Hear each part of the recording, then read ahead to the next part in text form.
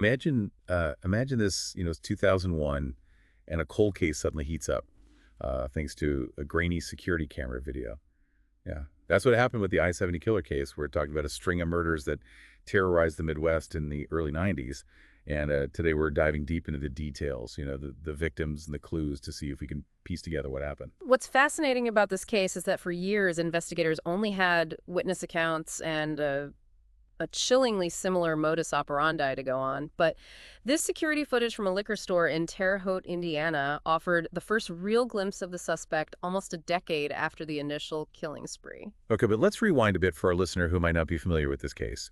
Can you set the stage? What exactly happened and where did it all begin? It all started in April 1992. Robin Fuldauer, a 26-year-old manager at a Payless shoe source in Indianapolis, was going about her day when, sometime in the afternoon, she was shot and killed. Less than $100 was missing from the register, making the motive seem unclear from the start. So a seemingly random act of violence.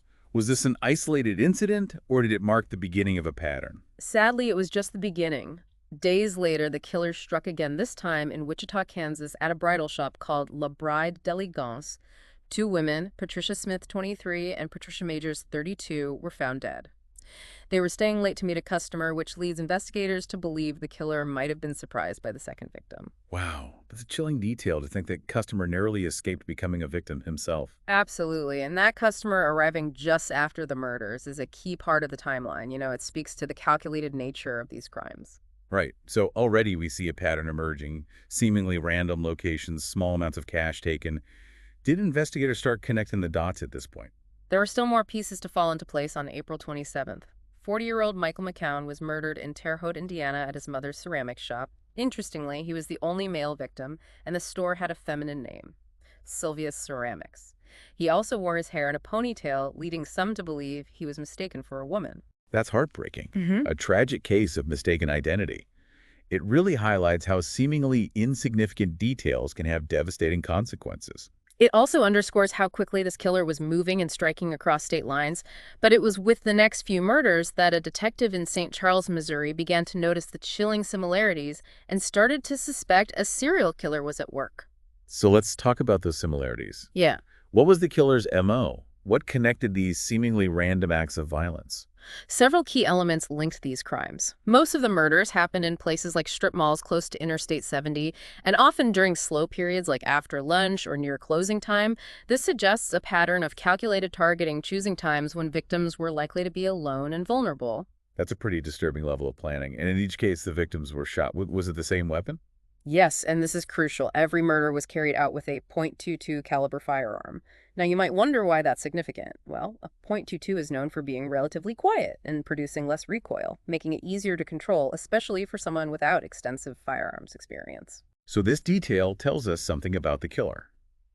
They might not have been a seasoned criminal, but they were methodical and chose a weapon that fit their needs. Were investigators able to narrow down the specific type of .22 used? Witness descriptions led them to believe the weapon was either an Intertech Scorpion or an Irma Work ET-22 pistol. Both are relatively small and concealable, which aligns with the killer's strategy of quick entry and exit. So the killer was careful, deliberate, and chose a weapon that was easy to conceal. Did investigators find any other physical evidence at the crime scenes? Here's where it gets even more intriguing. In several cases, bullet casings were found with traces of jeweler's rouge, a polishing compound used in jewelry making. Wow, now that's a fascinating detail. Could that point to the killer's profession or a hobby? Was this a deliberate clue left behind or simply an accidental trace?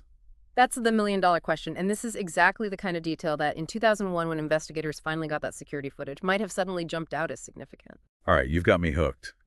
Let's get into those later murders and the security footage that finally gave investigators a visual of this elusive killer.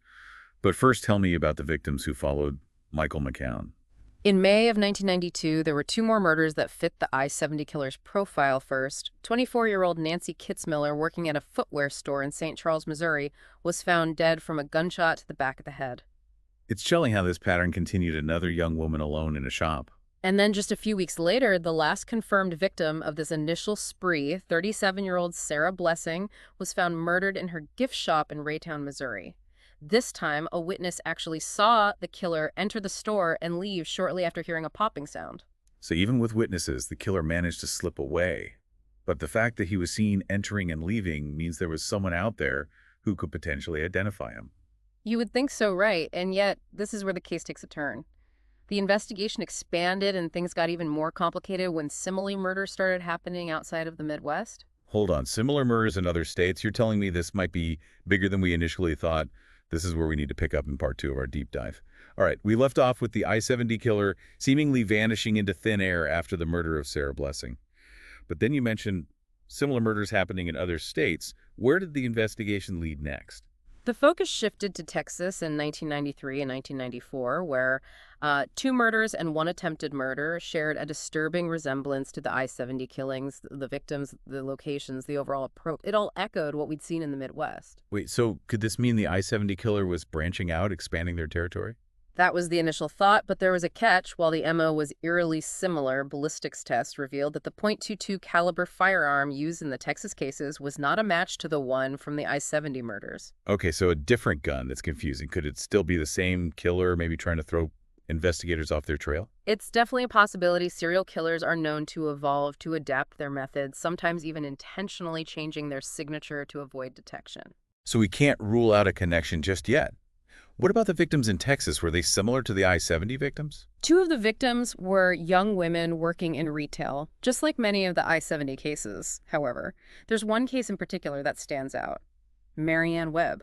Why is her case so significant? Marianne was working at a gift shop in 1994 when she was attacked.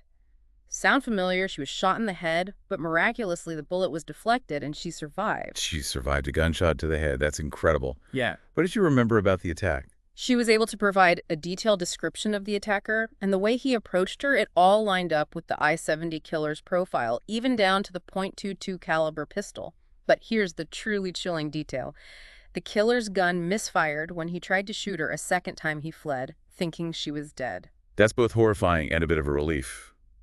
Horrifying because of what she went through, but a relief because her survival could have provided a major breakthrough in the case. Did her testimony lead to any new suspects? Sadly, no. Even with a surviving witness and a more detailed description, the I-70 killer remained elusive. The Texas leads ran cold, and the case went quiet for several years. So after the Texas investigation hit a dead end, did the trail go completely cold?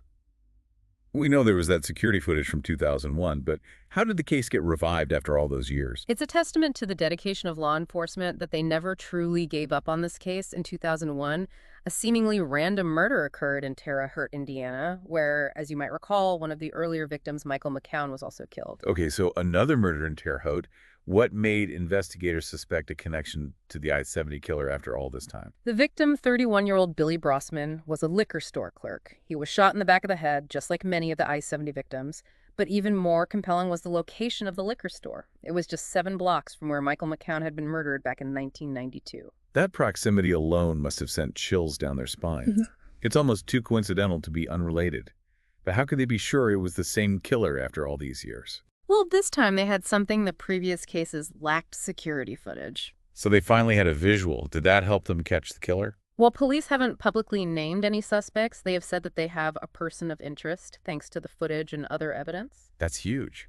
A person of interest means they have someone specific in mind, someone whose actions or connections warrant further investigation.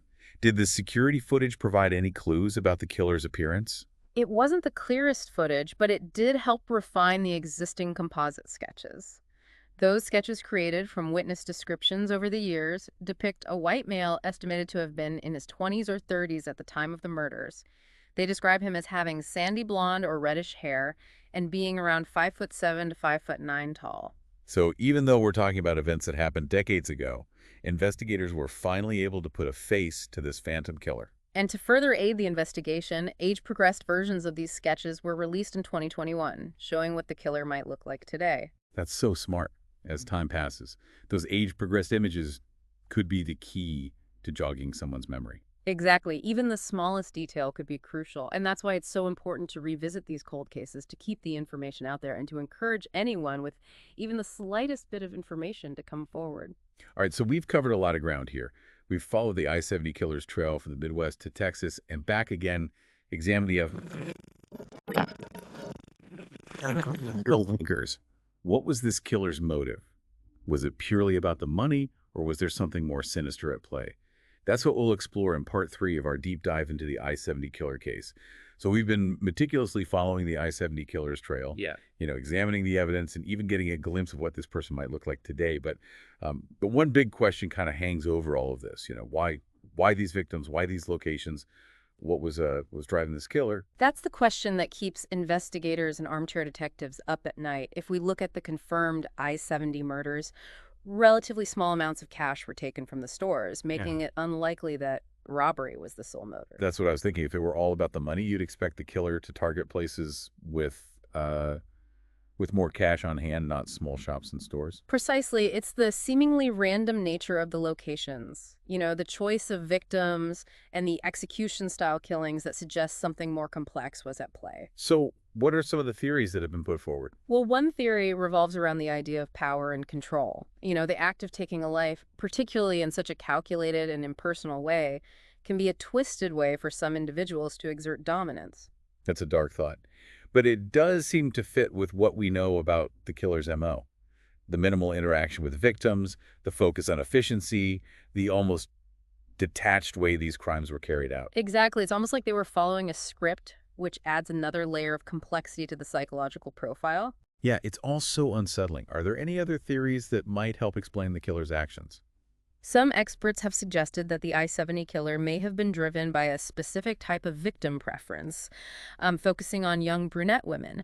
This raises questions about a potential deeper psychological motivation, perhaps stemming from personal experiences or unresolved trauma. Yeah, we're definitely wading into some heavy psychological territory here. But it's important to consider all angles, no matter how disturbing they might be. Absolutely, and this is why this case continues to fascinate and frustrate in equal measure. Decades later, there are still so many unanswered questions. So where does that leave us?